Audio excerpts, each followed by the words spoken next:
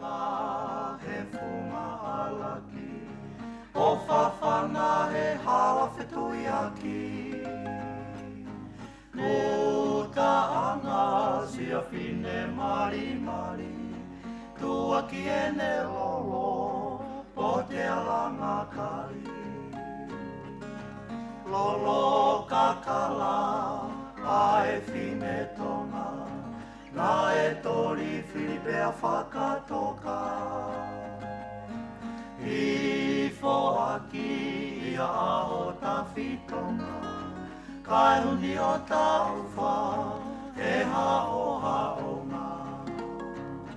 Tawa whea tumua ki ai, wakai o ku whewhenai, whakalata koe ne maahi, e a pisini a kua wari aki. Alahanga ngatu, o ka malu e whiawhi, tala no ahua, e whetawaki. E lolo pako si lolo ahi, ka e whai ono whakari ali.